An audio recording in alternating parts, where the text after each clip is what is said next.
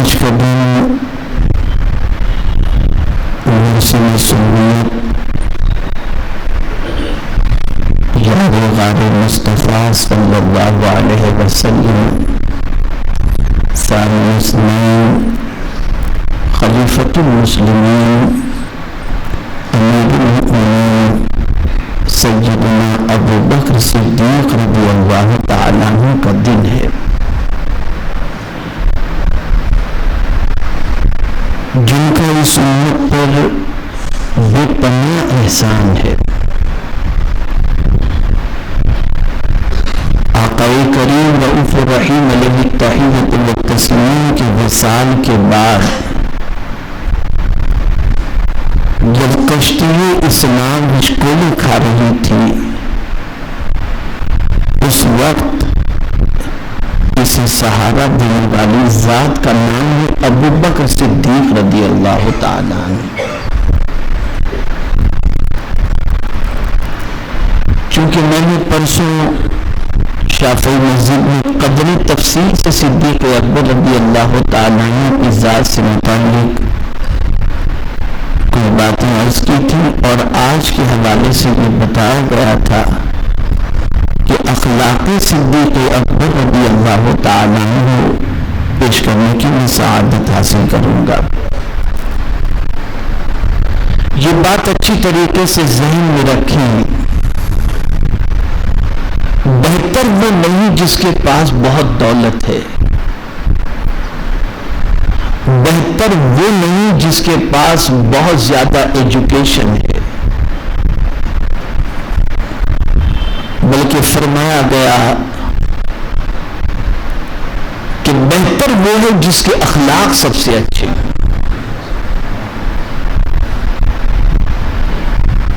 اور قیامت میں آقا کریم صلی اللہ علیہ وسلم ارشاد فرماتے ہیں کہ میزان پر جو چیز سب سے وزنی ہوگی وہ اخلاق ہوں گے۔ اور کہیں حضور صلی اللہ تعالی علیہ وسلم نے نیکی کے بارے میں سوال پوچھنے پر کہ نیکی کیا ہے، تو حضور نے اسے حسن اخلاق ہی بتایا، اسی کو نیکی بتایا۔ اخلاق اتنی طاقتور چیز ہے جو انسان کی زندگی کے اندر انقلاب لاتا ہے، یہ چیز انقلاب لاتی ہے۔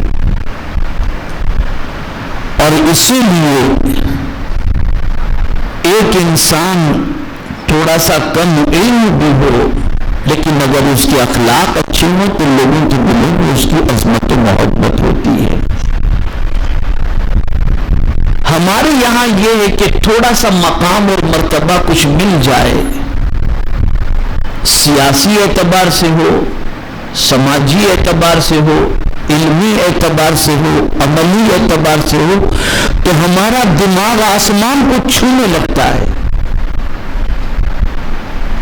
اور پھر ہماری سچویشن یہ ہوتی ہے کہ ہم کوئی کام اپنے ہاتھوں سے کرنا اپنی توہین تصور کرتے ہیں، اور اس میں بھی اگر کوئی چھوٹا کام ہو تو وہ کرنا اپنے لیے توہین تصور کرتے ہیں۔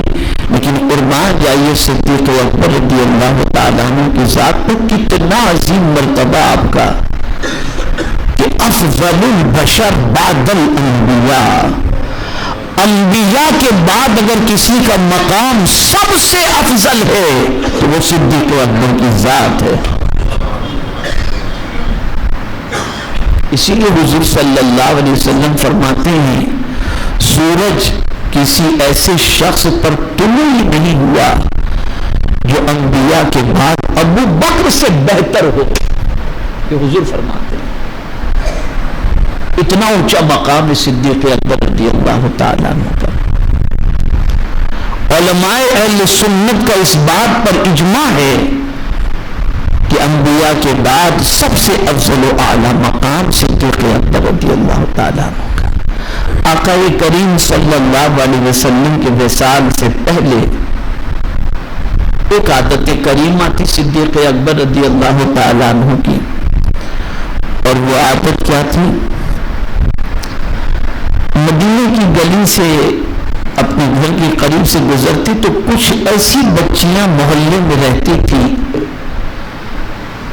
جو بکری کا دودھ دوہنا نہیں جانتی تھی. سیدنا صدیق اکبر رضی اللہ المولا تبارک و تعالی عنہ جب وہاں سے گزرتے تو وہ بچیاں صدیق اکبر رضی اللہ تعالیٰ عنہ سے کہتی ہیں کہ یا ابا بکر ہماری بکری کا دودھ دو کر ہمیں دے دیجئے.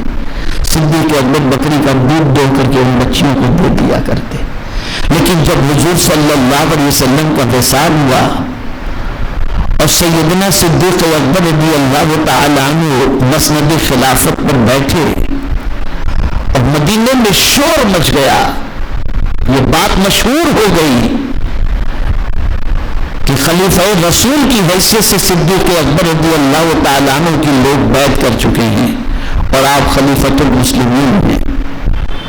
تو بچیوں کے دل میں یہ خیال پیدا ہوا کہ اب تو صدیق اکبر کا مقام بہت اونچا ہو گیا، اب بھلا ہماری بکریوں کا دودھ دو کر کے کون دے گا. فکر لاحق ہوئی.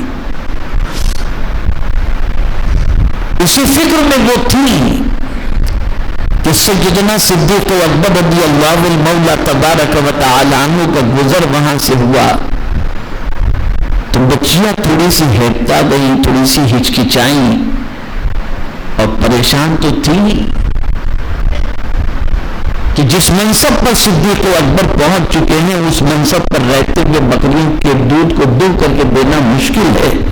لیکن صدیق اکبر نے محسوس کر لیا اور اس کے بعد فرمایا لاؤ بچیوں، جیسے پہلے تمہاری بکریوں کا دودھ دو کر کے میں دیا کرتا تھا، آؤ پھر میں تمہاری بکریوں کا دودھ دو کر کے دے دوں.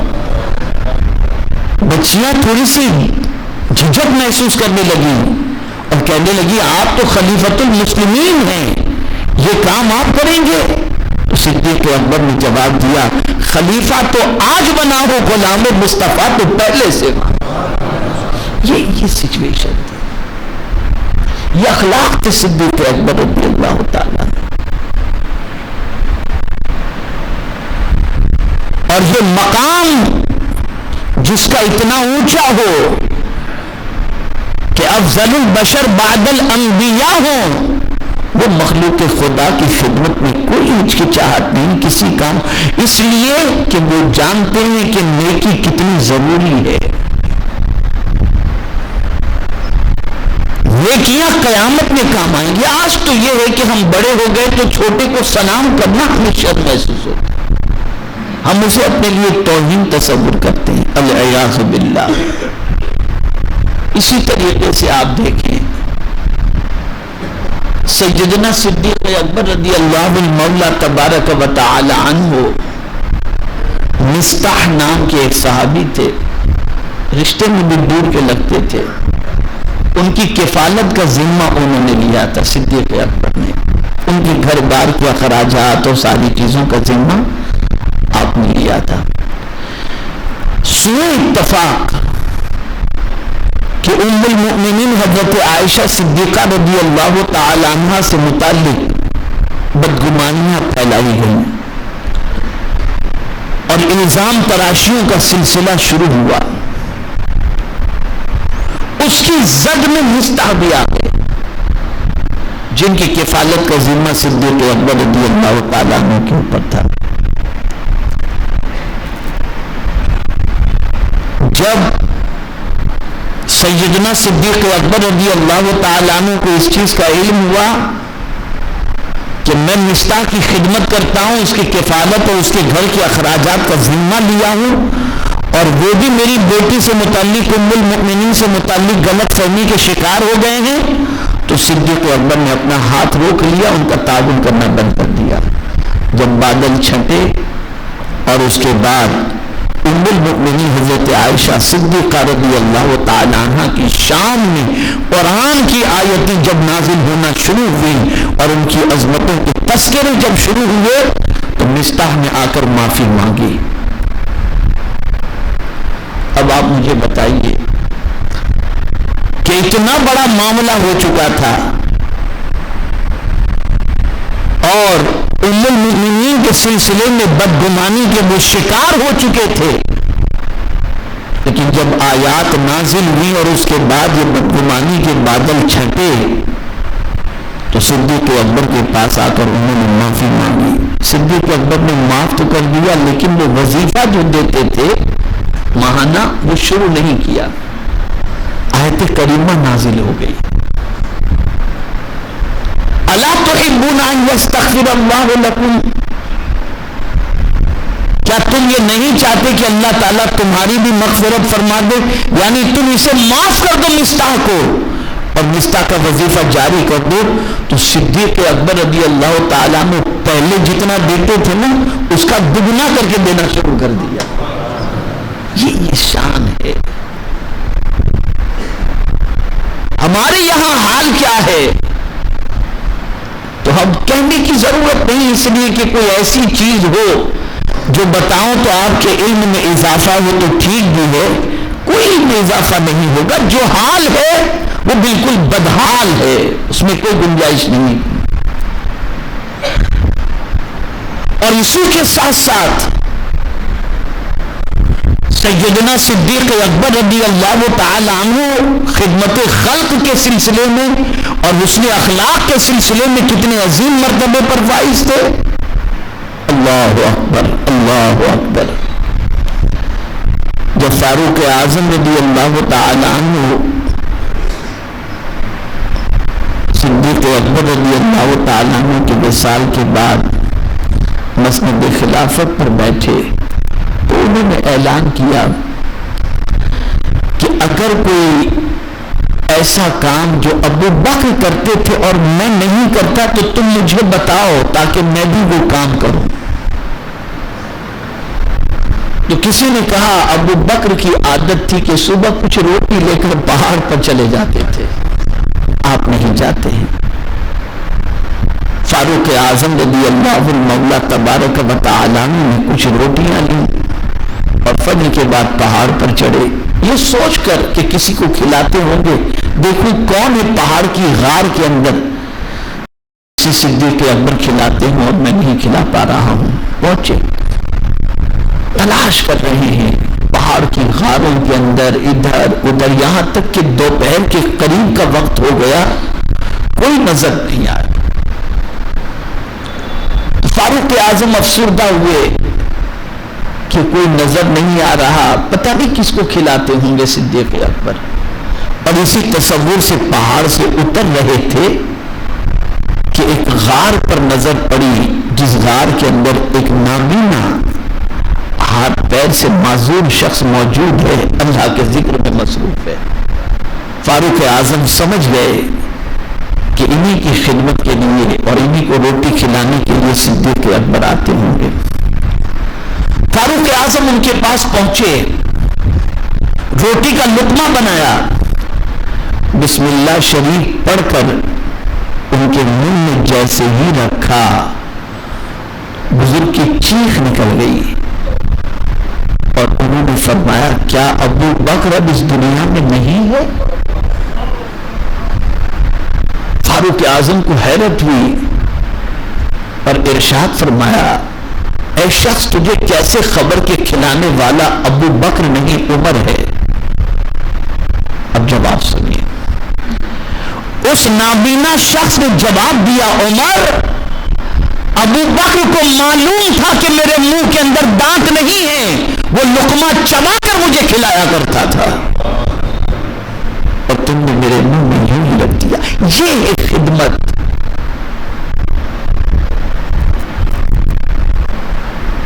اے رسول اعظم صلی اللہ تعالی علیہ وسلم کے دیوانوں، مراتب یوں ہی نہیں ملا کرتے. اور کمال کی بات یہ ہے کہ اتنی خدمت کے باوجود بھی صدیق اکبر رضی اللہ تعالیٰ نے کبھی احسان نہیں جتایا. اللہ اکبر. اور یہ بات یاد رکھیں، اگر آپ اپنے دل کو سکون پہنچانا چاہتے ہیں نا، اس میں کوئی شک نہیں کہ اللہ کے ذکر سے بھی سکون ملتا ہے. لیکن ایک اور سکون کا ذریعہ میں آپ کو بتاتا ہوں. خدا کی قسم مخلوق کی خدا کی خدمت کرو، اللہ آپ کے دل کو سکون سے بھر دے گا۔ ایک مثال کے ذریعے میں سمجھاتا ہوں، آپ کے دسترخوان کے اوپر قیمتی اشیاء موجود ہیں اور آپ وہ اشیاء بعد میں بھی کھا سکتے ہیں، اتنا پیسہ آپ کے پاس موجود ہے، اچانک کوئی دروازے پر مانگنے والا آ گیا، آپ نے سوچا کیسے ٹائم پر آیا یار، کھانے کے ٹائم پر آ گیا، نہیں، آپ نے اٹھایا، لے بیٹا لے کر کے جا، آپ بعد میں خرید سکتے، ہوٹل سے منگوا کے کھا سکتے، اٹھا کر کے آپ نے اسے دے دیا۔ اب جو وہ آپ نے دیا ہے اسے لینے کے بعد اور اسے کھانے کے بعد جب اس کے دل سے دعائیں نکلیں گی نا، اس دعاؤں کے عوض میں اللہ آپ کے دل کو سکون سے بھر دے گا، سکون سے بھر دے گا۔ اسی لیے بڑی پیاری بات رسول اعظم صلی اللہ علیہ وسلم نے فرمائی۔ ام المؤمنین حضرت عائشہ صدیقہ رضی اللہ تعالیٰ عنہ کے پاس کچھ چیزیں آئی تو ان کی عادت تھی لٹا دیتے تھے، تو انہوں نے لٹا دیا، تھوڑا سا حضور کے لیے رکھ چھوڑا۔ آقا تشریف لائے صلی اللہ علیہ وسلم، پوچھا کچھ ہے؟ تو ام المؤمنین نے فرمایا، عرض کیا کہ ہاں حضور، تھوڑا سا آپ کے لیے رکھا ہے، باقی سب میں نے دے دیا۔ کہا جو دے دیا وہی بچ گیا، جو دے دیا وہی بچ گیا۔ یاد رکھو، اللہ کے نام پر اگر کچھ آپ دے دیتے ہو تو یہ دیا ہوا پروردگار اس کی پرورش کرتا ہے، حدیث میں موجود ہے، قرآن میں موجود ہے، اللہ اس کی پرورش کرتا ہے، اس ایک دانے کی پرورش کرتے کرتے 700 7,000 اور نہ جانے کتنی اس کی نیکیاں بڑھا دیتا ہے، اور قیامت میں پروردگار وہ نیکیاں عطا فرماتا ہے۔ دیکھو، اور آخری بات صدیق اکبر سے متعلق عرض کر دوں، شاید اس سے پہلے بھی آپ نے سنا ہو، جب مسند خلافت پر بیٹھے تو رجسٹر تیار کیا آپ نے، کون کیا کیا کام کرے گا، سب کام کے آگے آپ نے نام لکھ لیے۔ ایک کام ایسا تھا، ایک گڑیا کے گھر کی صفائی، اس کو صاف ستھرا کرنا اور اس کو کھلانا، یہ کام لکھا ہوا تھا، پتہ لکھا تھا، لیکن کام کے آگے نام لکھا ہوا نہیں تھا کہ یہ کام کرے گا کون، باقی سارے کام کے آگے نام لکھے ہوئے تھے۔ فاروق اعظم نے رجسٹر اٹھایا، دیکھا تو سارے کام کے آگے نام لکھے تھے، یہ کام کے آگے نام لکھا ہوا نہیں تھا۔ فاروق اعظم نے سوچا چلو یہ کام میں کر لوں گا، شاید کسی نے ذمہ داری نہیں لی ہو۔ فجر کے بعد فاروق اعظم اس بڑھیا کے گھر پہنچے، کیا دیکھتے کہ گھر کی صفائی کا بھی کام ہو گیا ہے، بڑھیا کھا پی کر آرام سے بیٹھی ہوئی ہے۔ فاروق اعظم کو حیرت ہوئی، کون آیا ہوگا، نام تو کسی کا لکھا ہوا نہیں تھا۔ بڑھیا سے پوچھا کون آیا تھا، کہا ایک بندہ ہے جو روزانہ آتا ہے، مجھے کھلا پلا کر گھر کی صاف صفائی کر کے چلا جاتا ہے۔ فاروق اعظم عشاء کے بعد ایک جگہ چھپ کر بیٹھ گئے، دیکھو کون آتا ہے۔ آدھی رات گزرنے کے بعد چہرے پر رومال ڈال کر کے کوئی آتا ہوا دکھائی دیا۔ فاروق اعظم نے آواز دی، کون ہوں؟ قربان جائیے، جواب دینے والے نے جواب دیا، ابو بکر۔ فاروق اعظم لپک گئے اور کہا آپ خلیفۃ المسلمین ہو کر کے آپ یہ کام کرنے آتے، مجھے حکم دے دیتے۔ فرماتے ہیں نیکیوں کی ضرورت مجھے بھی تو ہے نا، نیکیوں کی ضرورت مجھے بھی تو ہے۔ اور اس کے بعد صدیق اکبر سے فاروق اعظم نے پوچھا، ابو بکر یہ تو بتائیں کہ آپ ننگے پیر کیوں آئے، پیر میں جوتے بھی آپ کے نہیں، چپل بھی نہیں؟ تو فرماتے ہیں کہ کہیں میرے قدموں کی آہٹ سے کسی مسلمان کی نیند خراب نہ ہو جائے، اس کے لیے میں نے چپل جوتے بھی نہیں پہنے۔ یہ سوچ تھی۔ اب جو سیریل دیکھتا ہو، ہیرو کو دیکھتا ہو، ہیروئن کو دیکھتا ہو، اس کی زندگی میں یہ بہاریں کہاں سے آئیں گی؟ یہ کب سیکھو گے، یہ کب پڑھو گے، اور ان کی زندگی کو نمونہ کب بناؤ گے؟ یہ تباہی آج کی نہیں ہے۔ ہمیں ان سیرتوں کو پڑھنے کا جذبہ ختم ہو گیا ہمارے اندر سے۔ نوجوان پڑھتا ہے تو ہیرو کی زندگی، اسپورٹس مین کی زندگی، اس کی زندگی پڑھو، ان بزرگوں کی زندگی جن کی زندگی پر چل کر قدرت تمہیں دنیا میں بھی کامیاب کر دے اور آخرت میں بھی کامیاب عطا فرمائے۔ تو صحابہ کی زندگی کو پڑھو، خلفائے راشدین کی زندگی کو پڑھو، جس صدیق اکبر کو حضور نے جنت کی بشارت دے دی تھی، باوجود اس کے وہ نیکیوں کے لیے اتنے بے چین تھے. ہمارے پاس تو کوئی بشارت نہیں ہے پھر بھی نیکیوں سے ہم غافل ہیں. اے رسول اعظم صلی اللہ علیہ وسلم کے دیوانوں، بدلو اپنی سوچ کو اور اخلاق کے زیور سے آراستہ ہو کر خلق خدا کی خدمت کے لیے قدم بڑھاؤ.